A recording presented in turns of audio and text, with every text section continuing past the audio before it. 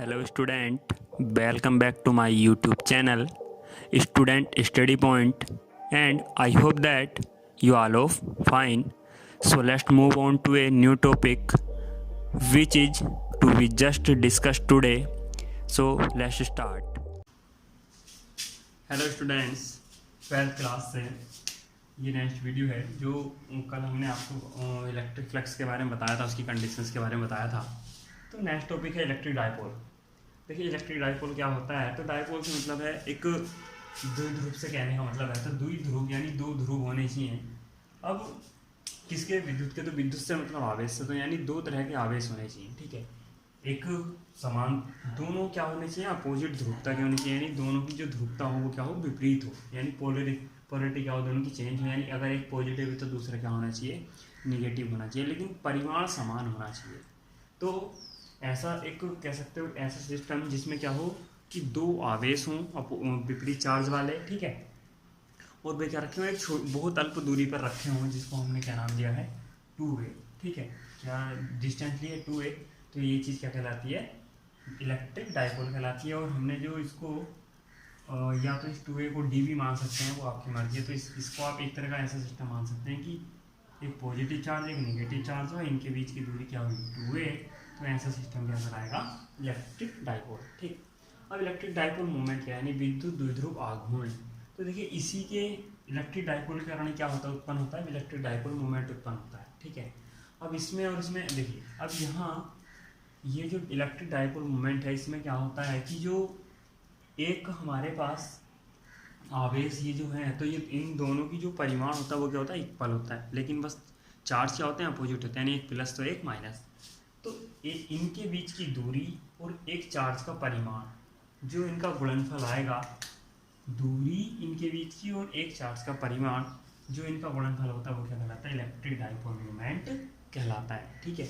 तो electric dipole movement कहलाता है। और ये क्या होती है, डायपोल एक्सिस होती है, जो इन दोनों आवेशों को मिलाती है, जो इन दोनों आवेशों को मिलाएगी वो क्या कहलाएगी, डायपोल की एक्सिस कहलाएगी, ठीक है। अब जो इसकी डायरेक्शन होती है वो होती है निगेटिव टू पॉजिटिव होती है। क्या होती है डायरेक्शन, निगेटिव टू पॉजिटिव होती है।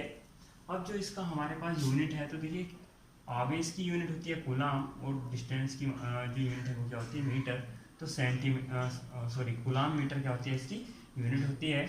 आप इसकी क्या निकालेंगे, डायमेंशन निकालेंगे, तो m की पावर 0, यानी m का कोई यहाँ रोल नहीं है, तो l की पावर 1, t की पावर 1 और a की पावर 1, ठीक है। ये क्या है, इलेक्ट्रिक डायपोल मूवमेंट है, ठीक है। तो इलेक्ट्रिक डायपोल मूवमेंट के बारे में और थोड़ा देखिए एग्जाम्पल के तौर पर बात करते हैं। तो यदि हम बात करें परमाणु द्विध्रुव की, ठीक है, परमाणु द्विध्रुव की, तो उसमें क्या होता है कि जब पॉजिटिव और नेगेटिव चार्ज होते हैं, ठीक है, तो जैसे अब आपने देखा होगा परमाणु में क्या होता है कि जो धनावेश है, प्रोटॉन है, वो नाभिक में होता है, इलेक्ट्रॉन क्या होता है उसके चारों ओर चक्कर लगाते हैं, ठीक है।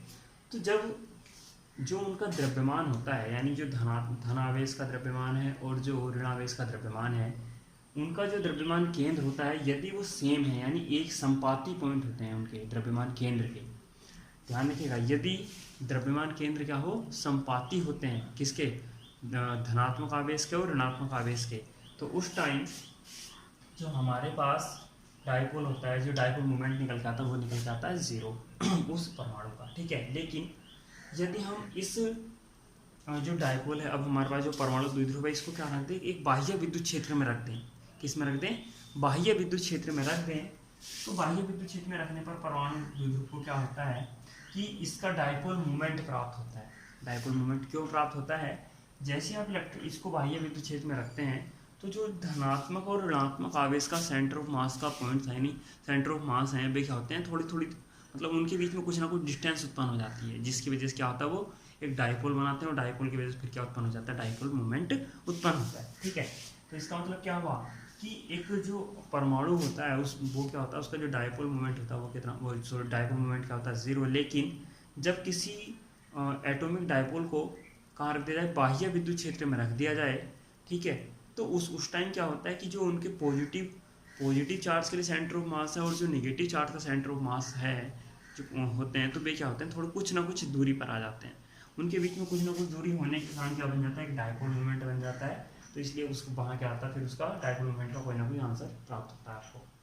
नेक्स्ट अणु डायपोल के लिए बात करते हैं, यानी जो मोलिक्यूल डायपोल है अणु द्विध्रुव, उसके बारे में बात करें तो देखिए जो पॉजिटिव और निगेटिव जो चार्ज हैं उनके जो चार्ज पार्टिकल हैं, देखिए मैंने अभी बात की इलेक्ट्रिक डायपोल मोमेंट का जो मान प्राप्त होगा वो कब प्राप्त होगा, जो आवेश पॉजिटिव है और जो आवेश निगेटिव है उनका जो सेंटर ऑफ मास है उनके जो पॉइंट है वे अलग अलग होने चाहिए, सेम ना हो।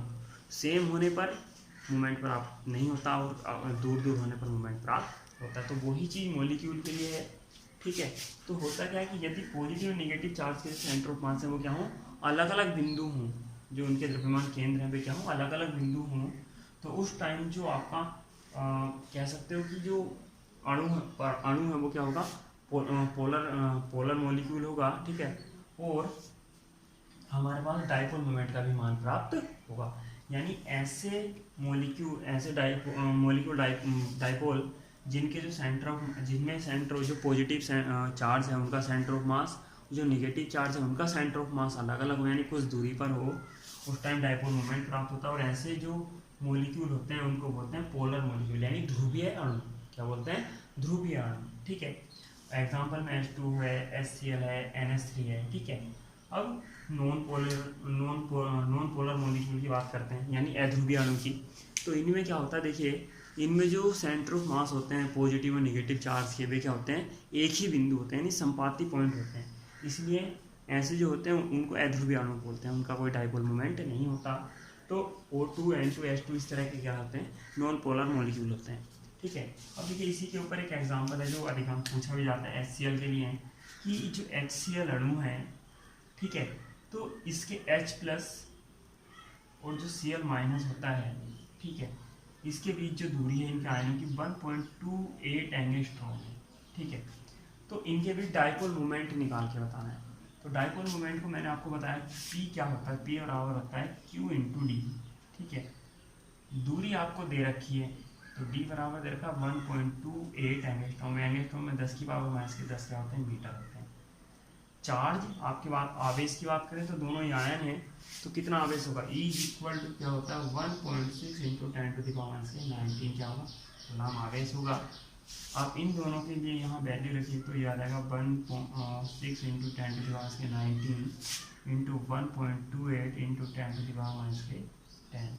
सोल्व करेंगे आप तो आपका आंसर निकल के आ जाएगा, और इसका जो यूनिट होगी वो क्या होगी, कूलम मीटर, ठीक है।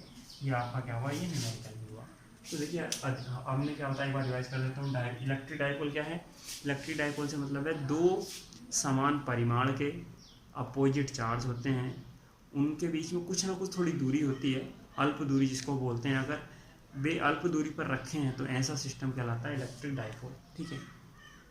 इलेक्ट्रिक डायपोल मूवमेंट क्या है, तो इलेक्ट्रिक डायपोल मूवमेंट एक तो देखिए जो इलेक्ट्रिक डायपोल मूवमेंट है उससे मतलब है कि जो हमारे पास P है, ठीक है, तो इसका जो मान प्राप्त होता है वो मान प्राप्त होता है जो हमने डायपोल में चार्ज ले रखे हैं उस चार्ज का परिमाण गुणा उनके बीच की जो अल्प दूरी थी वो। तो इन दोनों का गुणनफल अगर आप निकालते हैं तो आपका निकल के आता है क्या, इलेक्ट्रिक डायपोल मोमेंट। ये एक वेक्टर क्वांटिटी है, डायरेक्शन होती है negative charge to positive charge, किसके अनुदिश, डायपोल एक्सिस के अकॉर्डिंग, ठीक है। डायपोल एक्सिस के अकॉर्डिंग डायरेक्शन होती है negative charge to positive charge. Unit होती है coulomb per metre, dimension L⁻⁴ T⁻⁴ और A⁻⁴, ठीक है। एटॉमिक डायपोल के बारे में बात की थी, तो एटॉमिक डायपोल के बारे में देखिए, पर जो किसी परमाणु में क्या होता है, धनावेश और ऋणावेश होता है। तो धनावेश और ऋणावेश के जो सेंटर ऑफ मास हैं अगर वे समान हैं यानी सेम पॉइंट हैं तो आपका डायपोल मोमेंट प्राप्त नहीं होगा, ठीक है। और अगर वे भिन्न भिन्न हैं तो आपका डायपोल मोमेंट प्राप्त हो जाएगा, ठीक है। तो इसका मतलब मेन चीज़ किस पर डिपेंड करती है, सेंटर ऑफ मास पर डिपेंड करती है कि उनके जो पॉइंट हैं पॉजिटिव चार्ज के और नेगेटिव चार्ज के वो समान एक ही बिंदु हैं या अलग अलग हैं। अगर कुछ दूरी पर है तो डायपोल मोमेंट प्राप्त होगा, और अगर सेम पॉइंट है तो डायपोल मोमेंट प्राप्त नहीं होगा। सेम चीज़ मॉलिक्यूल में है, मॉलिक्यूल डायपोल में, कि यदि जो हमारे पास मॉलिक्यूल है उसमें जो सेंटर ऑफ, जो पॉजिटिव के लिए पॉजिटिव चार्ज के लिए सेंटर ऑफ मास है और नेगेटिव चार्ज के लिए सेंटर ऑफ मास है, उनके जो पॉइंट हैं वे सेम हैं, तो आपके पास नॉन पोलर मॉलिक्यूल होगा यानी अध्रुवीय अणु होगा। और यदि आपके पास अलग अलग हैं यानी दोनों के पॉइंट जो है वे अलग अलग हैं, पॉजिटिव चार्ज का भी नेगेटिव चार्ज के लिए सेंटर ऑफ मास के पॉइंट अलग अलग हैं, तो उस टाइम क्या होगा, पोलर मॉलिक्यूल होगा, ठीक है, क्या होगा, पोलर मॉलिक्यूल होगा बॉन्ड, ठीक। तो यानी ध्रुवीय अणु होगा। तो ये था आज की वीडियो में। तो आई होप कि आपको समझ में आया। Thank you for watching.